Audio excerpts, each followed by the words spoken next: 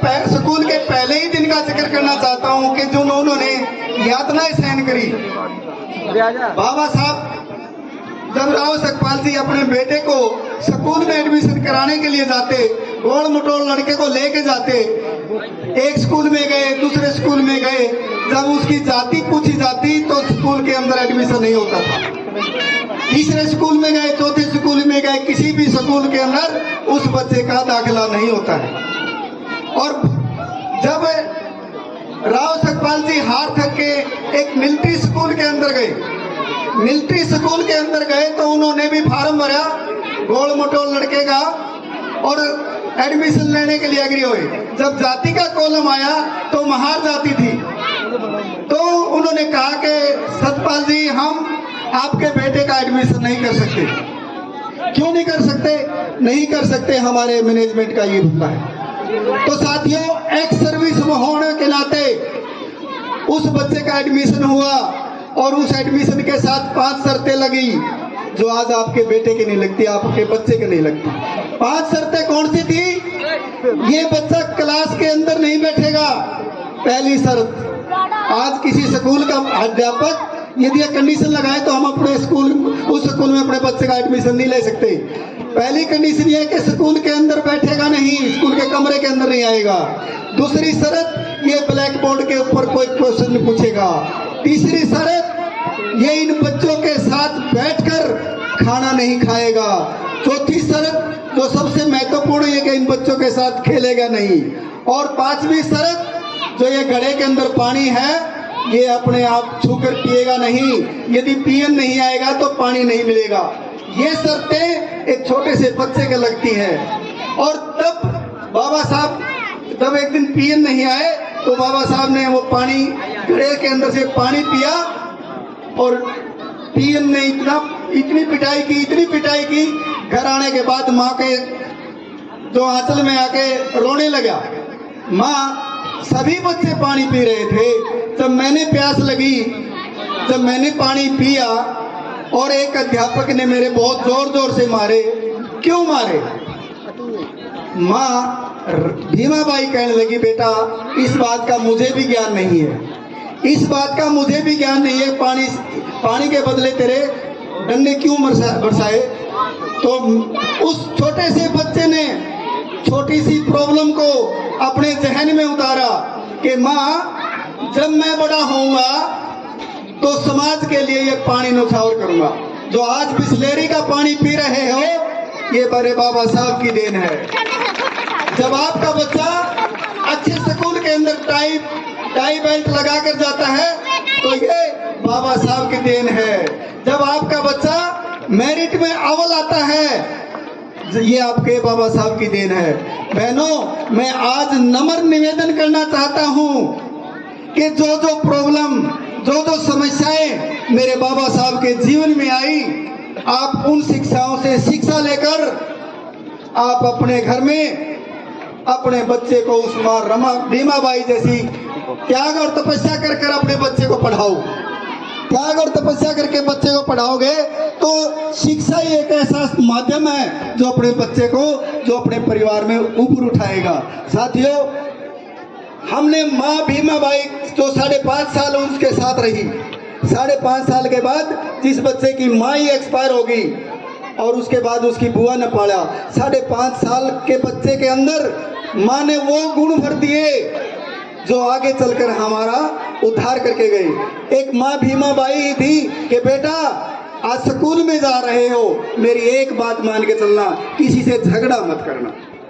एक बात अपने बेटे को कहती है कि बेटा स्कूल में प्रॉब्लम आएंगी, बहुत समस्याएं आएंगी, आगे बढ़ना है तो कम से कम किसी के साथ झगड़ा मत करना। तो बाबा साहब भीमराव अम्बेडकर के जीवन में बहुत सी समस्याएं आई। किताबें उसकी फाड़ दी गई, क्लास के अंदर से उसको पीटा गया, पानी उसको नहीं मिला, बच्चे टीचर उसके साथ बात नहीं करते। और साथियों, एक और बात अजीब सी बात है कि एक साथ में बैग और एक बैग और लेके जाता था, जिस बैग में क्या था, उसकी बोरी, जिस पे बैठने के लिए बोरी। साथियों, जो कमरे के अंदर बाहर बैठ के पढ़ा हो बच्चा, और वो बच्चा इतना अव्वल आया एक क्लास नहीं, 2 क्लास नहीं, 1 डिग्री नहीं, 2 डिग्री नहीं, वो बाबा साहब ऐसा कोई भी सब्जेक्ट नहीं छोड़ा उन्होंने जिस सब्जेक्ट में उन्होंने शिक्षा हासिल नहीं की, पीएचडी हासिल नहीं की। साथियों, मैं बताना चाहता हूँ, आज हमें 1 डिग्री लेकर, ज्यादा से ज्यादा 2 डिग्री लेकर बहुत ही साधन संपन्न है। मेरे बाबा साहब के पास 32 डिग्री हासिल थी, 32। 9 भाषाओं का ज्ञान, 9 भाषाओं का ज्ञान। बाबा साहब के बारे में आप सोचते होंगे कि बाबा साहब केवल इतिहासकार थे, बाबा साहब ने संविधान लिखा। एक छोटी सी घटना का जिक्र करना चाहता हूं साथियों। जब बाबा साहब बैरिस्टर बनकर हमारे पास आए महाराष्ट्र के अंदर, तो एक सेठ का लड़का था, उस सेठ के लड़के को कोर्ट ने फांसी की सजा मुकर्रर कर दी। फांसी की सजा मुकर्रर कर दी कि फांसी होगी, और उसके माँ बाप का इकलौता बेटा, जिस सेठ का इकलौता बेटा हो और वो फांसी पर चढ़ जाए तो उससे ज्यादा बुरी कोई हो नहीं हो सकती। तो वो बड़े बड़े वकीलों के पास गए, उन वकीलों ने उसका केस पढ़ा और कहने लगे नहीं, इसमें कुछ कोई कर ही नहीं सकते, फांसी होगी, इसमें कुछ कर नहीं सकते। तो हार थक के जब बड़े बड़े चैम्बरों में वो बड़े बड़े वकीलों के पास गए तो किसी ने उसका केस लेने से मना कर दिया। तो सेठ और सेठानी कहने लगे हम अपनी पूरी की पूरी प्रॉपर्टी उस वकील के नाम करा सकते हैं जो हमारे बच्चे की जान बचा सकता है। तो कोई भी उसके लिए तैयार नहीं हुआ। आखिर में मजाक के तौर पर कोर्ट में क्या कहा कि तेरा केस तो वो लड़ सकता है जो बाहर बैठा है तख्त पर। एक कमेंट पास करा कि वो तेरा केस लड़ सकता है। वो माँ बाप उसके पास गए कि वकील साहब आपने हमारा केस लड़ना बेटे का। बाबा साहब ने कहा देखो केस, गर्दन हिलाई कि इसमें कोई अंत नहीं है, इसमें कोई, ये तो फैसला जो अटल है ये होगा। उस सेठ ने कहा कि अंदर वाले आपके बारे में कहते हैं कि हमारे सबसे बड़ा वकील तो वही है। कमेंट करा था कि वही लड़ सकता है और कोई नहीं लड़ सकता। बाबा साहब ने दोबारा गौर से किया, किसने कहा? जो अंदर बैठे हैं बड़े बड़े वकील। उसने कहा कि मैं, हमारे सबसे बड़ा वकील तो वो बाहर बैठा है। उसने कहा कि हाँ मैं तुम्हारा केस लड़ूंगा। उस केस लड़ने के लिए यस कर लिया बाबा साहब ने। और जब पहली पेशी आई तो जज साहब ने उसकी डेट मुकर्रर कर दी कि फलानी तारीख को फांसी होगी। बाबा साहब ने एक शब्द भी नहीं कहा। और जब जैसे ही कोर्ट से बाहर आए, बाबा साहब को कहने लगे कि आप तो कह रहे थे कि मैं केस लड़ूंगा, आप एक शब्द भी नहीं बोले, आप तो एक शब्द भी नहीं बोले, इस हिसाब से तो हमारा बेटा फांसी पर चढ़ जाएगा।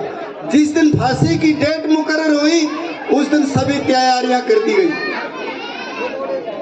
फांसी के फंदे पर तख्त के ऊपर खड़ा किया गया और जो एप्रिन डालते हैं गर्दन के ऊपर वो भी डाल दिया गया। और फांसी जैसे ही रस्सी, फांसी का रस्सा उनके गले के अंदर आया, जज साहब ने ऐलान किया कि फांसी दे दी जाए। जैसे ही जलाद खींचने लगा, रोक दो, इस फांसी को रोक दो। आपने कहाँ लिखा है इस बच्चे की जान लेनी है? आपने कहा कि फांसी देनी है, गर्दन तक फांसी आ गई। इसके बाद आपने कहा लिखा हुआ कि जान देनी है? जान का तो जिक्र किया ही नहीं। तो साथियों, उस बच्चे की जान बचाई बाबा साहब ने। उसके बाद एक रूल के अंदर अमेंडमेंट हुआ, उसके बाद एक रूल में अमेंडमेंट हुआ, हैंगिंग टिल टू डेथ, मृत्यु तक इसको फांसी दी जाती है। वो लाइन बाबा साहब के बाद लिखी गई। साथियों, ऐसे वकील थे, वकालत के अंदर कभी केस नहीं हारे।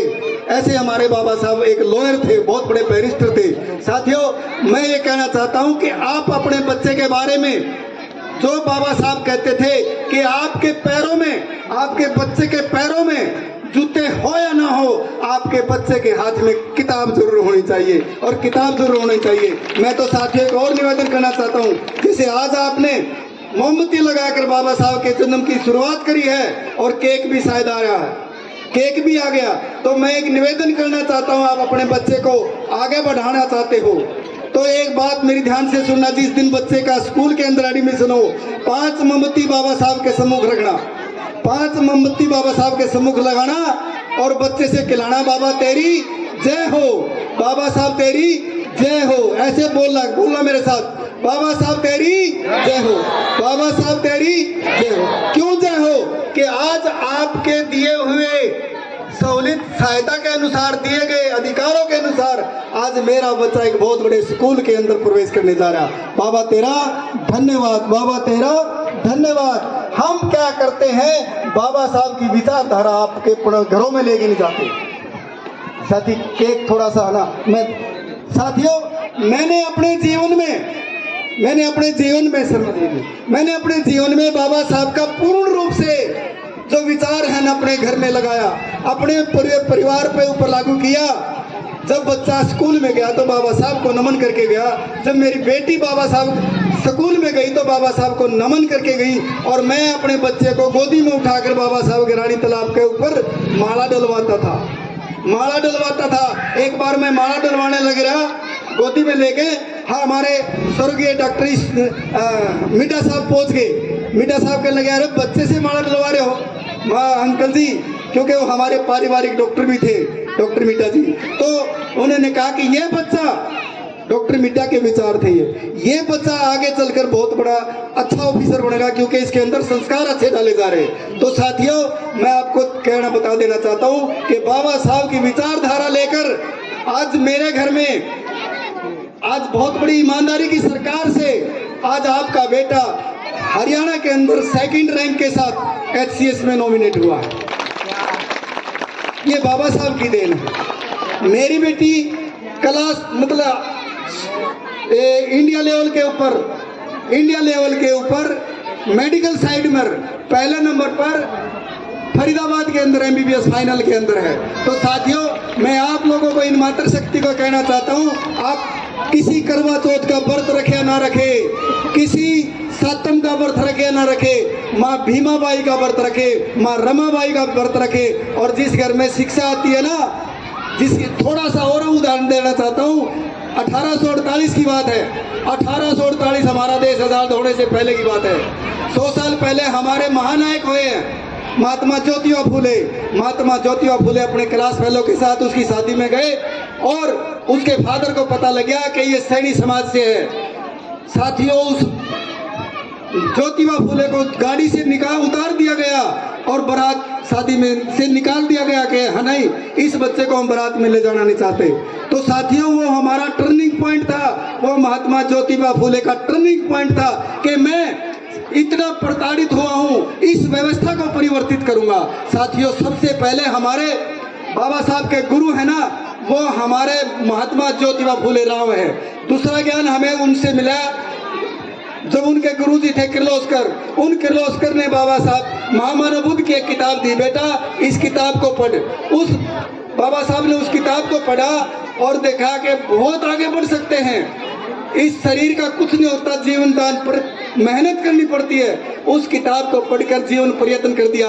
और तीसरे गुरु हमारे संत कबीर साहब हैं। कबीर साहब ने भी कहा कि जाति पाति में मत जाओ, पूछने साधु की जात, पूछ लीजिए ज्ञान, पूछो ना साधु की जात, पूछ लीजिए ज्ञान। अरे मोल करो तलवार का, पड़ी रहने बयान। अरे जो जिस से काटना चाहते हो उसका मोल करो, उन किताबों का मोल करो। किताबें पढ़ोगे तो बाबा साहब के और संत कबीर साहब के विचारधारा से आगे बढ़ो कि पोथी पढ़ पढ़ जग भयो।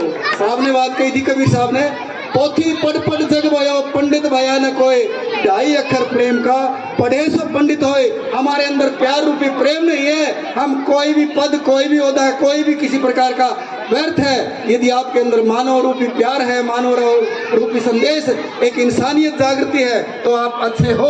अदरवाइज तो इन महापुरुषों का कोई ज्ञान आपके अंदर नहीं पहुंचा। तो मैं सभी से निवेदन करना चाहता हूं कि आप अपने घरों में बाबा साहब का, संत कबीर का, गुरु नानक का, इनके विचार अपने घरों में लेके जाओ, आपके घर में तरक्की होगी। इसी के साथ सभी को जय भीम, नमो बुद्धाय।